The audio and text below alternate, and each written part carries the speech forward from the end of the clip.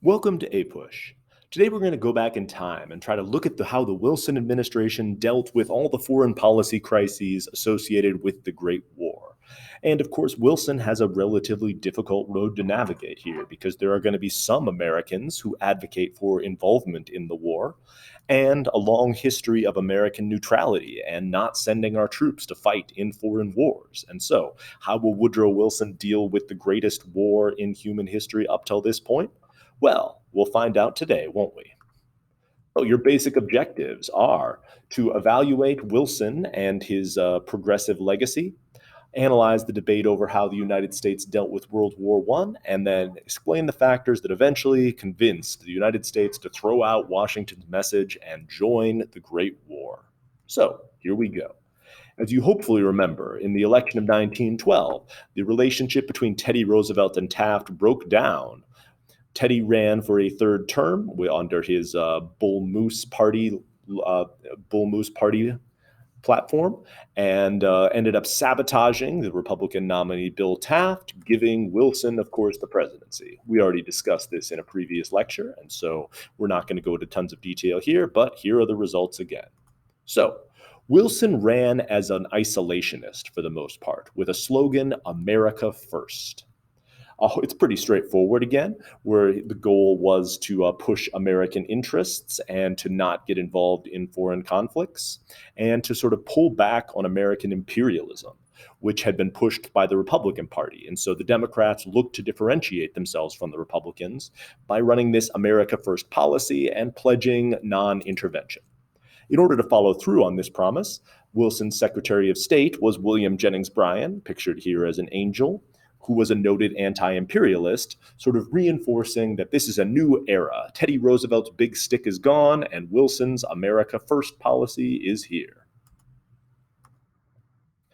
Unfortunately, this was almost immediately tested because Mexico goes into revolution during Wilson's term as the long-standing president slash dictator, mostly dictator, Porfirio Diaz is overthrown in a revolution, and Mexico falls apart into all these different warring factions, from the Zapatistas fighting for land reform to Pancho Villa basically trying to become president of Mexico and also steal a lot of stuff. And man, whether or not Pancho Villa was a bandit or a revolutionary is somewhat complicated. Mexico, of course, despite the fact that they will eventually overthrow Porfirio Diaz, and then we'll have a more democratic government. Obviously, there's going to be a series of problems here, as depicted in this political cartoon. But the problem for us is when Pancho Villa crosses the border, attacks a town in New Mexico. Columbus, New Mexico, is attacked by Pancho Villa and kills some Americans. This is obviously completely unacceptable to the Wilson administration. Pancho Villa was, of course, did this in order to try to provoke an American response and get the people to unite behind him once the United States invaded, which he got exactly what he wanted, in that we did send an expeditionary force, a punitive expedition, to try to capture Pancho Villa. We utterly failed to do so and basically spent months marching around the deserts and mountains of northern Mexico, getting lied to by various Mexicans about the location of Pancho Villa. So we utterly failed to find him, but it also didn't lead all of Mexico to rise up behind Pancho Villa.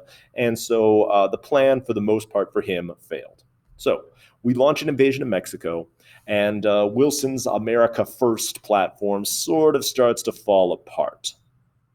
So, and the other thing is, this makes us look utterly incompetent on the world stage and actually plays a relatively large role in the calculation of certain European powers that, well, if the United States jumps into the war, what are they really going to do? March around the deserts of northern Mexico failing to find Pancho Villa? I mean, how much of a threat are they? The war itself, of course, breaks out 2 years into Wilson's term, and this is going to dominate a lot of the rest of the Wilson administration.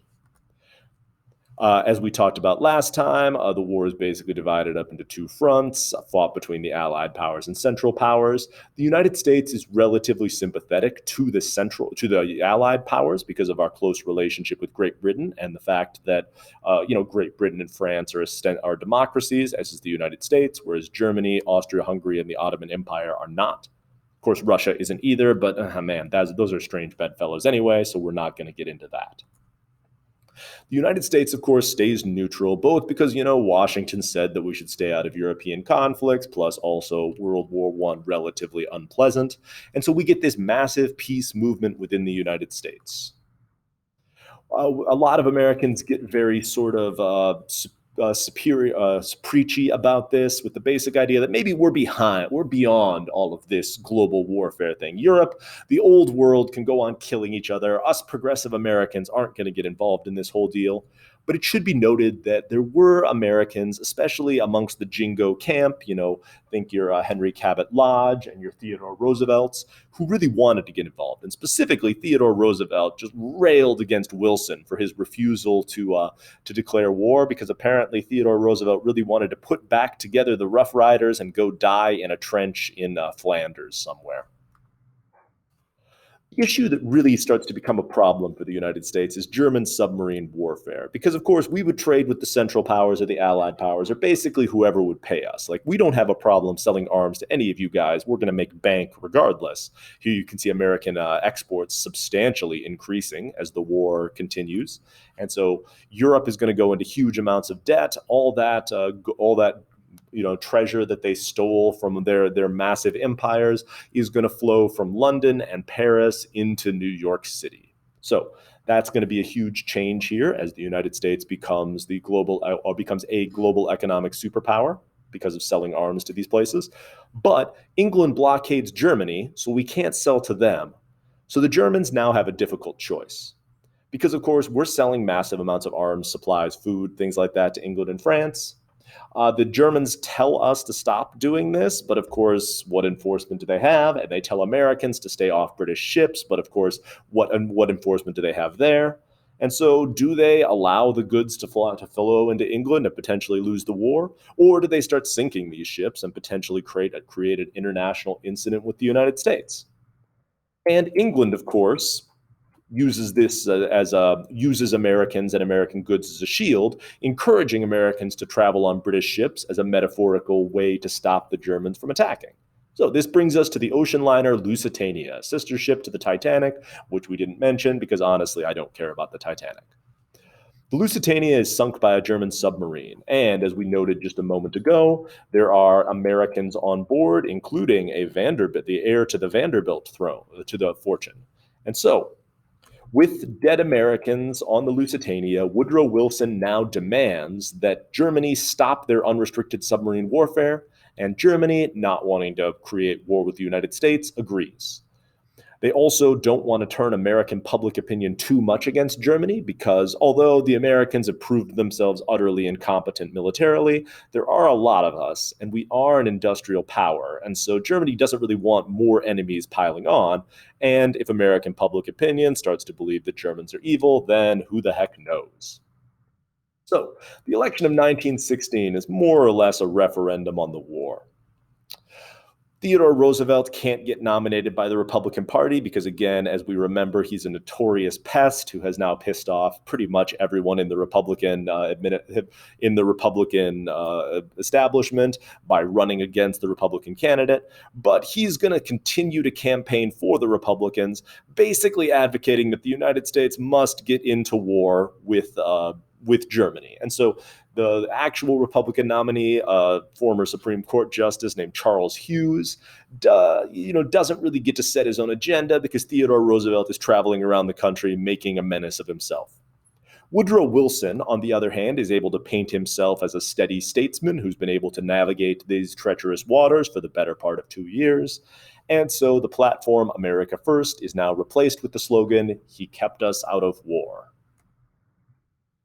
This is enough, of course, to win a plurality of the popular vote and a majority of the electoral vote, specifically the key swing state of Ohio. And Woodrow Wilson gets a second term in the presidency, and I guess we're going to stay out of World War I?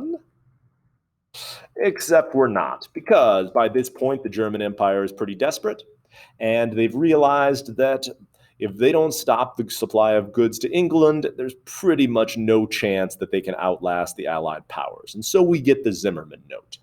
This is the famous telegram that some people believe was forged by the British. But either way, it's a German message that was theoretically intercepted by the British and then passed on to the Americans. The sensationalistic part of it is that Germany theoretically tries to get an alliance with Mexico, coaxing Mexico to attack the United States, because obviously Mexico wasn't thrilled about that whole invasion, or the Mexican-American War, or, pretty much any interaction between the United States and Mexico since they gained independence in 1820. But obviously, Mexico has no ability to do this. They've just fought a massive civil war against themselves. They have no interest in attacking the United States. And even if they did, there's no chance they could win a war with the United States, so it's not going to happen. But I would argue the more influential part, yes, of course, the idea of Germany trying to convince Mexico to attack us does convince Americans, does make Americans outraged, and does shift public opinion. But the big part of the Zimmermann Note is that the Germans are going to start unrestricted submarine warfare again. And Woodrow Wilson drew a red line of unrestricted submarine warfare, saying, Germany, if you start this again, if you stop sinking American ships and killing Americans, it means war. Germany started unrestricted submarine warfare again. And so Wilson's, you kept us out of war promises, go out the window, and now it's time to fight. William Jennings Bryan, of course, resigns in outrage over this whole thing. And, Wilson's anti-interventionist platform blows up, but it doesn't matter because sentiment has turned so far against Germany that most Americans now support the war. And it's time for us to mobilize and see if we can actually send an army across the ocean. Obviously, this is no mean feat. 20 or less than 20 years ago, we tried to send an army to Cuba and ended up with a bunch of dead horses and just a logistical nightmare. So clearly something is going to have to be different this time if we're going to effectively mobilize and send potentially millions of troops all the way across the Atlantic Ocean. So that brings us to our conclusion for today. Hopefully you can answer some questions about Wilson and American entry into the war. And for tomorrow, we'll look at how this massive undertaking led to a complete sort of reimagining/redesign of the United States government and would change American society forever.